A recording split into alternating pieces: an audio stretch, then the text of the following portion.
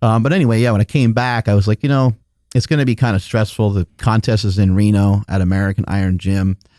And I was like, it'll be kind of stressful to try to, I got to drive out there and then, try to lose the weight like in the hotel. And it'll just be kind of a pain in the ass. So I said, screw it. I'm just going to stay big. And so body weight was between like 235, 240. And I was like, I'll just try to keep my body weight closer to 240. The problem is the hotel didn't have a scale. I forgot to bring mine, which is a rookie mistake. And so I didn't really know how much I weighed. So like when I went to eat with Emilio, I was like, I just had I had like a bunch of burgers, just a bunch of hamburger meat basically. And he's like, "That's all you're gonna eat?" I was like, "I don't know what I weigh." I was like, I can't say that I'm not doing 220 and then be in the 275 class. So, and so, I did that. And then the next day weighed in, and I weighed in at 240. And then from that point, it was time to really blow it up. And I had a lot of salt. I had a lot of Gatorade, coconut water. Coconut water just has tons of potassium in it. So that's a great resource. And just ate a lot of food.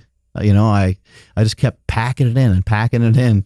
And the first thing we did is Emilio and I went to Black Bear Diner, which is a great place for gains, by the way. Had a big old orange juice to get that potassium in there. And then had steak, eggs, hash browns, and pancakes. And then when I came back to the meat, I was like, man, like that was a crazy meal. My veins are like going crazy and I'm sweating. I mean, I was like, it just really, really bloated me up really well. And then Zach is there. Zach's like, here's a breakfast burrito. He's like, you got to eat up. And I'm like, what? I'm like, I just ate, And of course, it's not a normal breakfast. It's from Zach. It's massive. Yeah. Zach's 300 plus pounds. And so I ate that, and then I think it couldn't have been more than like a half an hour later. Zach walks by again. And I'm like, he just has food everywhere. He walks by again. He's like, we're going to In-N-Out. I was like, He goes, don't give me that. He's like, don't be a quitter. He's like, come on, we're going to In-N-Out. And I was like, all right. There's always room for In-N-Out burger, right? Yeah, always. So I threw down 2 double doubles, but Zach was impressive. I think he threw down 3 like 4x4s. Nice. He was just running through it. And then when I came back from that, I still had another meal. The plan was to try to get in 3 meals, and I'm leaving some stuff out. I forgot it was a 24-hour weigh-in, so the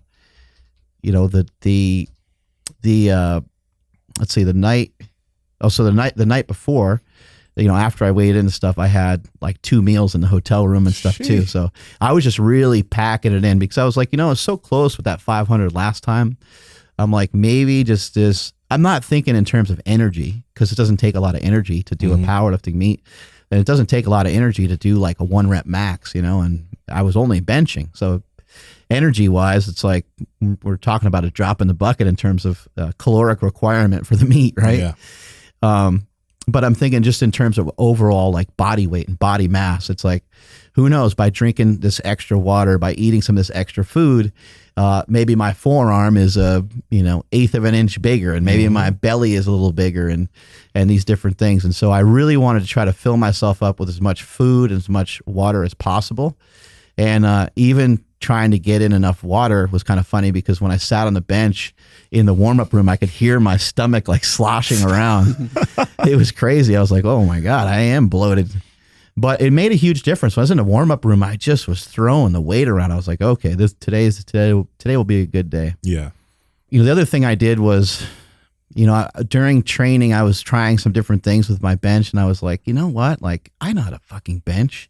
You get in your own head, Yep. You get in your own head, and you have a tendency to talk yourself out of, like, you may have a certain style with jiu-jitsu, and maybe it's not the same style as everybody else, but it works great for you, and you're able to get away with it, and you're able to do it. And so for me on the bench, I tend to drop the weights, like it scares the spotter sometimes. They give me a handoff, and then I drop the weight, and they're like, oh shit, I think they think I got hurt or something.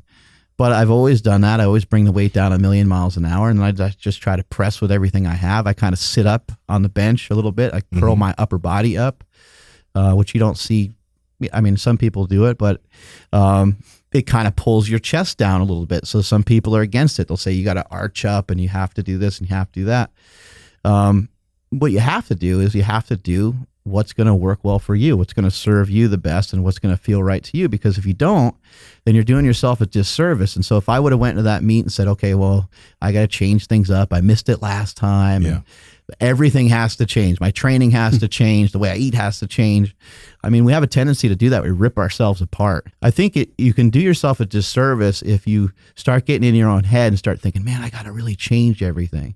It's like, well, you probably need to make a small change here or there. You should listen to other people, because a lot of times your friends are going to give you the criticism that you need to kind of get you to that next level. But at the same time, trust yourself and trust what you're currently doing, because it got you to where you are now. Yeah. Your performance at the meet, it was a really, really amazing comeback victory, I'll say. Do you want to get into what happened on your opener? Yeah. So, there's always all these kind of things, going into the meet, like, what am I going to open with? Right. Mm-hmm. And something I learned from Westside Barbell and from Louis Simmons was, who gives a shit about your opener? That's not what you're there to do. Mm-hmm. And so the opener has always been a throwaway lift for me. And this one was a literal throwaway. Yep. My warm-ups have always been, my first attempt has always been my last warm-up, where, if you look at how I did that 473, it moves super fast, right? It's like, well, why even open with that? It didn't even really look all that challenging, right? But again, the point is you're getting on the platform. You have to prove to yourself and to the judges and to the crowd and to everybody there that you know how to go by the rules. You know how to do the lift properly. And it doesn't matter if you've been in, a few hundred meets like I've been, or if it's your first time. You still have to prove yourself. That's why those judges are there. I was so fired up and excited for the first one, and just to kind of get that lift out of the way, I just went up to the platform, grabbed the bar, dropped the weight, and just did not even listen to the press command at all. I don't even think they had an opportunity to even say it. No. That's how fast I went. And then I was like, oh shit. Like I missed the press call. I was like, I jacked that up. Yeah, there was like an eerie silence throughout the whole gym where everyone's kind of looking around at each other like, did that just happen? Yo, you walked off fast. You got off that bench. I'm like, I'm out of here. Yeah. I was kind of pissed at myself. I was like, why did I do that? Yeah. Was the jump to 590 planned, or was that because of the first? Yeah, it was 490. Thank you for having me. Sorry, my bad. It's still early for me. Yeah. So I got a text from our buddy Tom File, Crazy Tom, the night before. And Tom has been around. He's been around for a long time. He's been around powerlifting. He's been around bodybuilding. And he sends me a text, and he goes, he just says, take a tweener. And I was like, okay, Tom. And then he writes back, and he's like, here's your lifts. He's like 473, and then 490, and then 501. Like he wrote it out. Okay. And I was actually like, in my head previously, I was kind of thinking 501 would be a second attempt, but I also knew that it made the most sense to judge how the first one felt. Well, if I was to judge how the first one felt, the first one really felt like nothing. So I would have went right to 501 had Tom not mentioned that. And also Zach mentioned it as well. Zach was like, yeah, he's like, you should probably have an in-between lift. I noticed that you get stronger as the workout goes on. He goes, and so he's like, you could do 5 attempts or 8 attempts, and you'd probably get stronger on every one. And I was like, okay. So I was kind of halfway considering it already. And when I messed it up, I mean, normally under normal conditions, if it was a newer lifter and I was coaching them, I'd say, no, you're doing the same weight again, no matter how you miss it. I really believe in making lifts in your meet. You should, with the exception of missing a technicality here and there, you should make a lot of your lifts in a powerlifting meet. And the only lifts, you should maybe at the most have 3 hard lifts in a powerlifting meet. And I always think it's better on your drive home to be kicking yourself and saying like, man, I should have gone a little heavier. And I think that we get lost in the shuffle when we're powerlifting. You know, for me, I was just benching. And so it's a little easier to like just want to roll the dice. But that 490 selection was perfect because 490 wasn't that easy for me. It gave me like a strain. It gave me a little struggle. And that will wake up your central nervous system. And there's a lot of science behind all this stuff. And there's a lot of data. If you look at some of the USAPL lifters, they've actually collected a lot of data on the lifters. And by precisely picking their attempts, they end up further ahead. So for example, if I would have done 473 and tried to 501, there's a big chance that I would have missed it because my central nervous system might not have been prepared to lift that weight. Yeah. If you're listening to this and you're a lifter and you're trying to go for that 300-pound mark or that 400-pound mark, don't worry about it. Like, worry about that some other time. Get the 290 in, the 292. Look at the Russian lifters. They do it all the time. Yeah. Because they don't care, because they lift in kilos and it doesn't mean the same thing. I think the only thing they care about is 400 kilos. It's a lot of weight. You know, when you have those opportunities and especially when you're not sure, always choose the lower weight and do the same thing in your training. You know, hey, Nsima, should I add a 25 or a 10?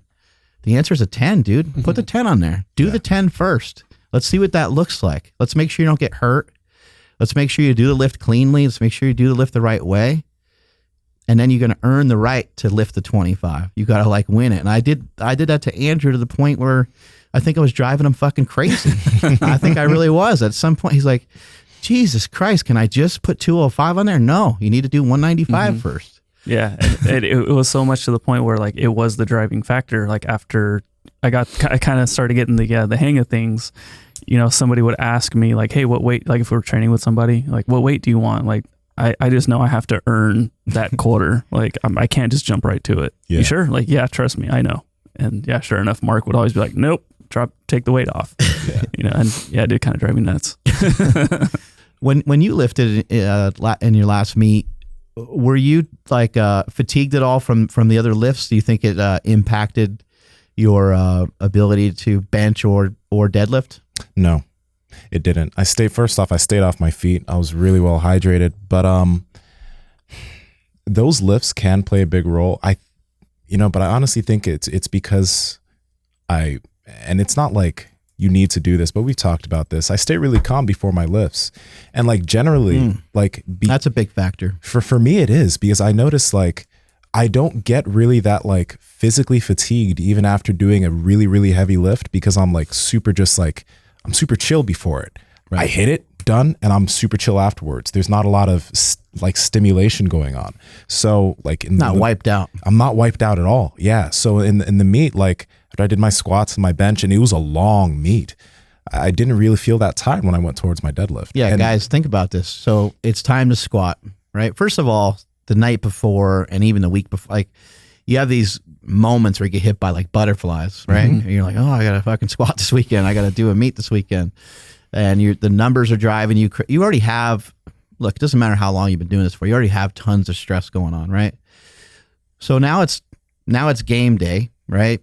And you're in the warm-up room and boom, there go the butterflies again, because you're kind of seeing everybody else starting to warm up. You're like, when do I warm up? When's our flight? And you're just like, am I going to be ready in time? And I got a lot of attempts to do back here, and I got to really be warmed up. And you're driving yourself insane. You're driving yourself crazy.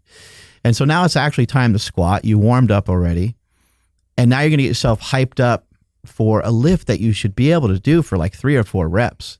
So there really doesn't have to be much hype going into, especially the first one. But anyway, the point is you're going to get yourself all fired up for these 3 attempts.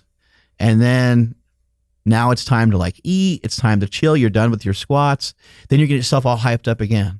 And you're probably taking in caffeine and doing a bunch of, pre-workout. And you're going to feel like shit. When that deadlift comes around, you are going to feel like crap. And so you want to try to figure out like what's something that's going to be maybe a little bit, just give you a little bit more natural rhythm. And if you do need to get fired up for lifts, think about what that looks like. How many times can you really get fired up? Can you really get up? Are you going to be able to do it 9 times in a meet? I doubt it. Yeah. Like we don't see people in here that are benching 315. We don't see them get them all fired up for 185. Only Smokey. Yeah, well, that's true. Yeah. Smokey gets fired up for all his lifts, but it can leave you exhausted, right? It's just too much. It's too much up and down. I think another huge factor, and this is a reason why it's important to. It's going to sound ridiculous, but your lifts in a meet should be like a little bit light. If you can push it anywhere, it might be like on the bench, just because of the dynamics of the bench, and it shouldn't really interfere with the deadlift. But if you squat and you do your squats on broken, what's that going to mean for your deadlift? It's probably going to allow you more room to deadlift more weight. If you get pitched forward and you use your lower back and you do a segmented broken squat, you're going to really struggle to deadlift. Your opening attempt, it's probably going to feel 20, 30 pounds heavier than normal. And now you're really behind it because your opener felt heavy. And it just sends a cascade of problems. Another suggestion I would make too is, as you're going through the meet, think of everything can be changed. So as you're going through the meet, pick the attempts based on previous attempts. Don't pick the attempts based on what you did in the gym. Don't pick your attempts based off of what you want to do. Base your attempts off of what you should do and what you can do. And then when it comes down to, when it comes down to deadlifting, I have, for so many of our lifters, I've taken their openers and lowered their deadlifts probably in almost every meet I've ever coached anybody who said, hey, just take my numbers and, just pick them for me. Some lifters like that. They don't like to know, Yeah. And so there's been many times where somebody has like a 633 opener and I'll take it right down to 600. And the reason for that is I'm trying to piece together what they did mathematically with like a PR total. So if they did well in the squat, which they should have done well in the squat, and they should have done well in the bench, now we're just trying to piece together this third lift, the deadlift, into a PR total, because that's what matters in powerlifting meets is your total, not necessarily the individual lift. And so we're going to piece that together with, okay, let's knock out a PR total, which if you haven't competed in a while, should happen on your opening attempt deadlift, if not the second attempt. And then the third attempt deadlift, that is an opportunity for you to kind of roll the dice and just go for it.